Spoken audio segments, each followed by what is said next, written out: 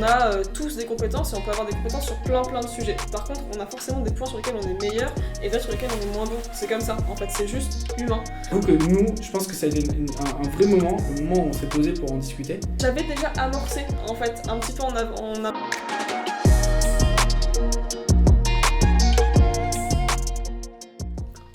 Ok, comment Ah ouais, elle est énervée la question. Elle est un peu... merci Thomas, merci beaucoup pour cette question. Tout va bien. Du coup, selon moi, il y a plusieurs options. Première option, assez connue, classique, j'ai envie de dire un peu facile, mais qui peut être très efficace, c'est d'externaliser. On fait appel à quelqu'un en externe. Et il y a des services, il y a des services de CMO as a service, CTO as a service, tout ça, ça existe, donc il y a un marché, donc il y a des gens qui le font, qui doivent le faire pas trop mal puisque ça continue d'exister. Pour moi, c'est une option qui est viable sur un temps court et qui est aussi conditionnée au fait d'avoir de l'argent à dépenser là-dedans. Donc pas toujours accessible à des projets qui se lancent juste et qui n'ont pas du tout de trésor. Après, très souvent, ça se fait aussi sur des compétences entre guillemets rares. Ouais. J'entends les compétences techniques ou les offres qui sont développées sont faites aussi pour être accessibles à des projets en lancement. Et il y a de plus en plus de ce genre d'offres un petit peu entre guillemets bon marché. Elles sont bon marché pas forcément parce que pas parce que c'est de la mauvaise qualité, bien au contraire, c'est bon marché je pense parce qu'elles ont réussi à bien découper et être dans le besoin de jeunes entreprises qui se voudraient innovantes. Ou alors en phase de croissance, parce que les services CMO as a service, en fait, c'est plutôt pour des boîtes qui ont une tech solide, en fait, et qui savent pas comment adresser le marché pour exploser. Parce qu'ils n'ont pas cette compétence-là et qu'ils savent pas forcément comment recruter la bonne personne. Donc voilà, ça c'est l'option numéro 1. La deuxième, tu me diras si tu as quelque chose d'autre à rajouter, mais la deuxième que je vois, c'est de miser sur soi, en fait, et de se former, concrètement. Ouais. Alors, on peut pas apprendre à tout faire, mais en entreprenant, on accepte qu'on va devoir mettre les mains dans des domaines qu'on maîtrise pas complètement, quoi. Ouais, mais on y prend du kiff, hein. On y prend du kiff parce que y a peut-être des compétences qu'on n'avait pas imaginé développer à l'origine, parce que on les connaissait pas. En fait, c'est juste des fois on fout les mains dans une méthode, une nouvelle discipline, et on se rend compte que on y prend une forme de kiff. Et là, forcément, au bout d'un moment, tu deviens limité parce que tu as appris. Donc, tu as appris, je sais pas, tu as découvert un domaine avec YouTube et tu dis, tiens, je vais mettre en place un process sur du commercial, par exemple. J'ai découvert un outil, ça a l'air de parler, ça a l'air de coller à ce dont j'ai besoin. Je suis pas particulièrement tempérament commercial. J'ai fait des études à la fac, mais j'ai pas vu particulièrement du commercial. Et là, typiquement, on creuse un outil, on se rend compte qu'il y a un peu de kiff dedans, on creuse encore, on pose les process. Et au bout d'un moment, à force d'avoir juste du contenu YouTube, on commence à être limité, on se dit, me former à construire un argumentaire, me former à démarcher, apprendre de nouvelles techniques.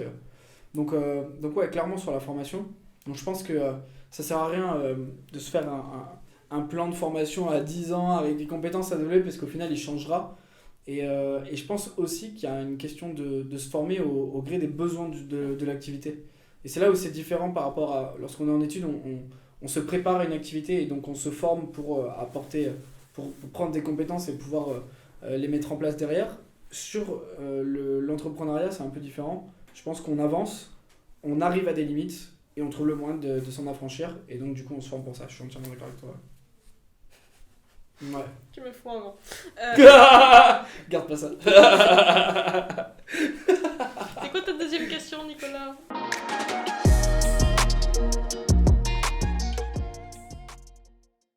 Il y a un truc qui est super intéressant. Il y a un fait à l'heure actuelle, quand vous regardez pas mal d'entreprises, donc pas mal d'entrepreneurs, en général les fondateurs, il y a des ressemblances. Il y a des ressemblances parfois dans le style déjà, dans la mode qui veut dire beaucoup, dans le style de vie aussi. Donc on se rend compte qu'aujourd'hui on est dans un monde dans lequel on cherche ultra complémentarité, ce qui à mon sens est une connerie. Parce que simplement, à vouloir absolument créer des synergies, on s'éloigne je pense des vrais sujets. Et s'il manque une compétence, autant aller la chercher ou à la développer. Mais chercher une complémentarité absolue, ça n'a aucun sens. Après par contre, nous on le voit là, à l'heure actuelle, sur par exemple un volet commercial, on n'en a pas particulièrement, enfin sur un volet commercial et marketing, on n'a pas particulièrement échangé l'un avec l'autre, mais l'un a pris un penchant et l'autre un autre, sans trop qu'on en discute. Donc on n'est pas forcément sur des compétences là pour le coup, des mises en place qui sont extrêmement différentes au final, on applique un peu les choses. Du coup, imagine, dans la même boîte, il y a 2 gars, ils veulent être CEO les 2. Genre, comment ils font?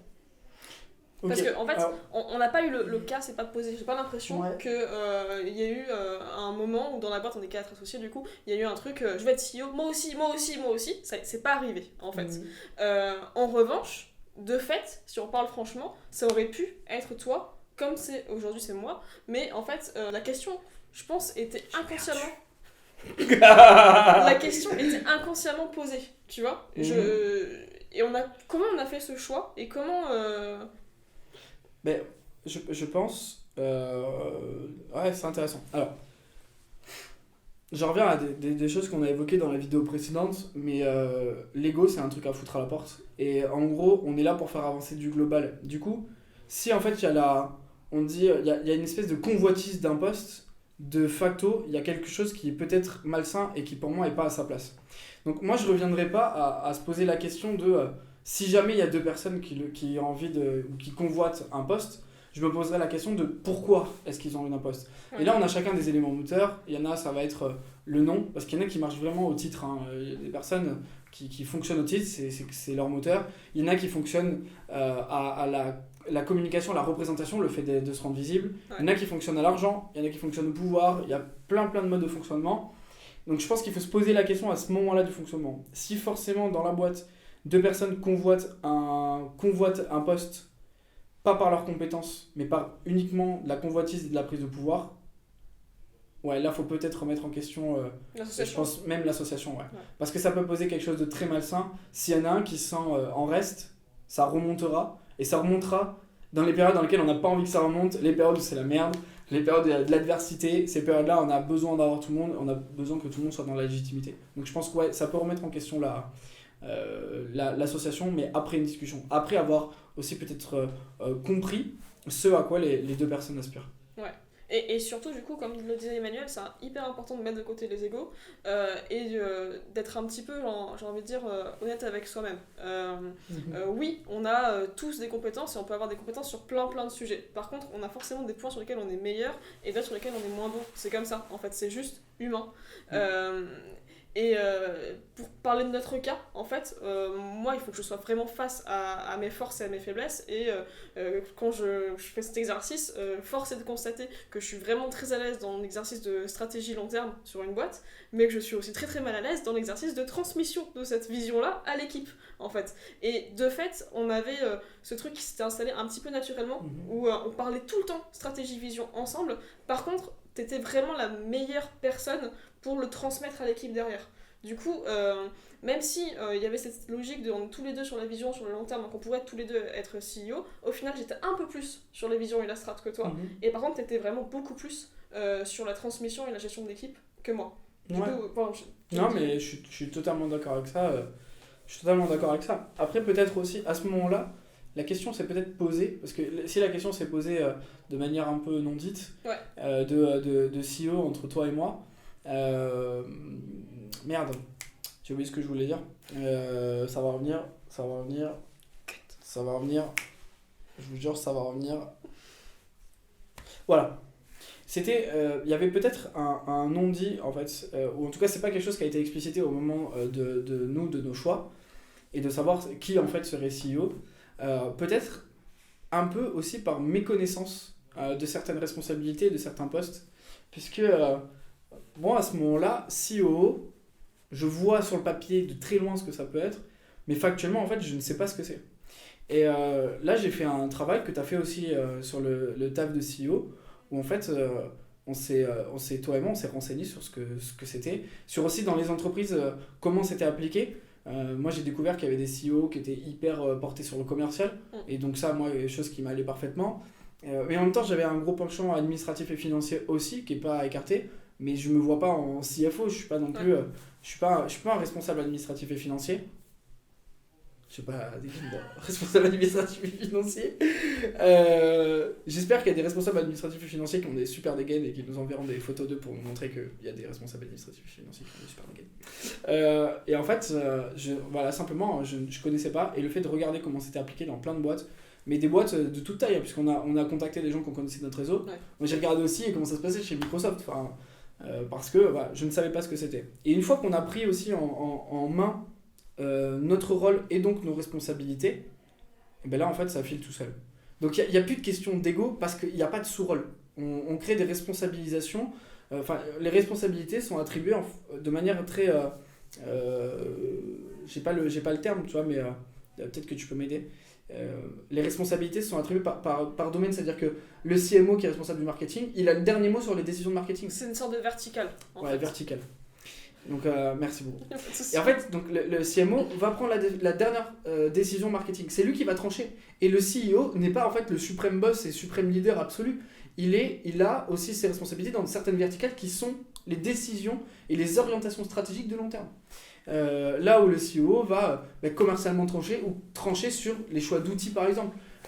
C'est un confort. Il faut voir ça comme un confort. À partir du moment où on arrive à mettre l'ego au placard, j'avoue que nous, je pense que ça a été un vrai moment, le moment où on s'est posé pour en discuter. Ouais. Et ça a été un vrai moment de construction aussi d'esprit de groupe et d'entreprise. Hein. De dingue. Ouais.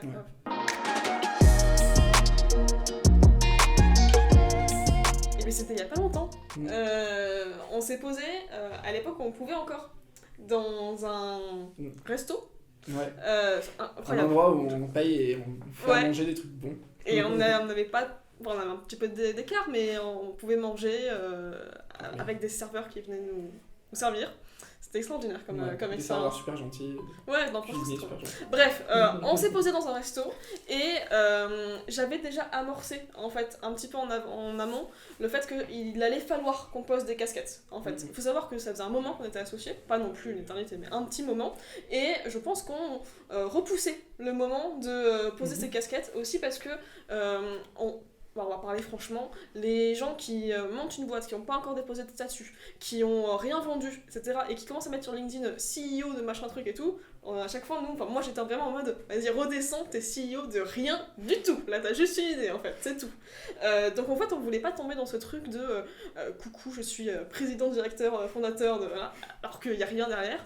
Donc on a attendu un petit peu aussi de faire nos preuves en tant qu'entreprise sur un marché, et on a attendu que le besoin de poser des casquettes se fasse sentir. Et à un moment, on a capté que dans notre communication externe, ça devenait essentiel de poser ces casquettes-là parce que ça gagnait en clarté et en lisibilité pour les gens qui nous suivaient. Pour les rendez-vous commerciaux, pour des éventuels partenaires, financeurs, etc. Ça devenait vraiment essentiel. Et en même temps, en interne, on se disait, on commence parfois à avoir des petits débats sur des trucs, ça commence à s'éterniser, un débat sur une décision commerciale, une décision créa et tout, on disait, non, en fait, moi j'ai envie que telle personne puisse pouvoir trancher, parce que c'est ça vertical, justement. Ouais. Donc en gros, j'avais initié le besoin de parler de ça.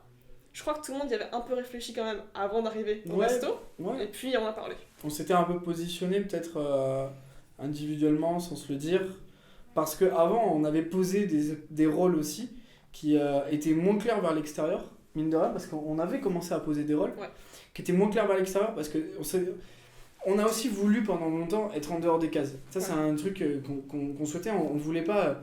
On n'aime pas ça, se dire, voilà, on nous range dans vous êtes une start-up, vous n'êtes pas une start-up, vous êtes de la responsabilité. Non, enfin, nous, on aime l'innovation et le digital, et à côté de ça, on est totalement animé par la responsabilité. Pourquoi penser les choses de manière distincte, c'était absurde. Donc on n'aime pas les cases, on luttait contre ça. On avait donc des postes qui ne correspondent pas aux intitulés, je dirais, tendance. Ouais, classique aussi. Ouais, qu'au final, moi j'ai découvert que c'était rétro, puisqu'en fait c'est depuis les années, alors je sais plus, 70-80 aux US, c'était déjà des CEO, hein, eux c'est leur directeur général, c'est comme ça. Mais tendance en France, on avait ces rôles, ça manquait de clarté, donc on avait du mal à se positionner. Peut-être ce temps aussi de latence pour arriver à s'approprier aussi des fonctions et à se positionner. Moi, je pars du principe que la légitimité, c'est un truc qu'on prend. Et faut pas attendre que les gens nous la donnent ou qu'on nous force à la prendre. Il faut qu'on la prenne de nous-mêmes, c'est très individuel. On prend ses responsabilités et finalement, on se retrouve autour d'une table et on se dit, ok, aujourd'hui, qui a pris quelle responsabilité ? Et du coup, les rôles vont aller en fonction de ça. Et au détour de cette conversation, ça a été un peu... il y a eu un petit temps de latence Oh, qui est qui? C'était assez drôle. Personne voulait se lancer. Parce que si vous aviez 4 cartes au milieu de la table, et c'est en mode le premier qui va en prendre un, comme ça. Mais en fait, au final, on amorce la discussion. Il y a des rôles qui se posent de manière totalement évidente, notamment pour Nicolas et Pablo. Et au final, on vient à la question du CEO. Et là, en fait, on a simplement discuté. Donc, tout le monde a donné son point de vue sur de pourquoi, du comment. On a acté, c'était validé. Et au final, depuis, je pense que les rôles nous collent à la peau. Il n'y a jamais eu de remise en question. En fait, à aucun moment on s'est dit merde, on a fait une erreur. En fait, vas-y, t'es pas du tout pertinent pour être CMO ou CEO, machin truc. En fait, à aucun moment on s'est dit grosse connerie. Donc, mais ça vient peut-être de notre façon de faire, de responsabilité sur des verticales, mais pas non plus d'un pouvoir absolu. On a toujours marché de manière très horizontale. Ce qui posait des problèmes, attention, parce que quand vous êtes 4, imaginez-vous quand vous êtes en couple. Donc vous êtes, admettons par temps passé, vous êtes en couple, 2 personnes. Quand on voit les négociations pour choisir le film sur Netflix ce soir, alors qu'on est 2, imaginez, là on est 4 et on choisit des orientations pour notre vie. Puisqu'on va choisir aussi des choses sur lesquelles on va travailler juste toute la journée et toutes les nuits des fois. Et au final, donc, ça a un impact qui est assez fort. Et puis ça contraint aussi dans sa verticale à préparer, à bien se renseigner et à préparer, j'ai pas envie de dire un argumentaire parce qu'on n'est pas dans une lutte en fait, mais juste à pouvoir expliquer ses choix. En fait, moi quand j'ai une idée sur du long terme et que je dois la présenter à l'équipe, parfois c'est un truc un peu farfelu et que j'ai envie qu'ils me suivent, je vais aussi essayer de structurer ça pour que tout le monde me dise ouais, ok, parce que si en fait en face de moi par exemple j'ai 3 personnes qui lèvent des boucliers en mode c'est vraiment une idée de merde Adriana, jamais on fait ça, ça veut aussi dire que peut-être j'ai pas suffisamment bien fait mon taf en fait, concrètement. Ouais. Il y a ce truc de vendeur de toute façon qui est commun je dirais à peu près à beaucoup d'entrepreneurs au final, où voilà, notre capacité à vendre n'est pas juste financière, et aussi notre capacité à vendre nos idées, vendre nos décisions, et c'est ce qu'on fait aussi par peut-être ces verticales et ces responsabilités. C'est parce que tu nous expliques bien pourquoi passer sur tel outil de gestion commerciale plutôt qu'un autre qu'on se dit ok go en fait. Alors si tu nous disais juste bon les gars j'ai lâché celui-là sur lequel on avait commencé à bosser pour aller sur celui-là, point, on serait peut-être en mode c'est-à-dire. Ouais, tout à fait. Après sinon je les frappe. Non, parce qu'il perd. Nice.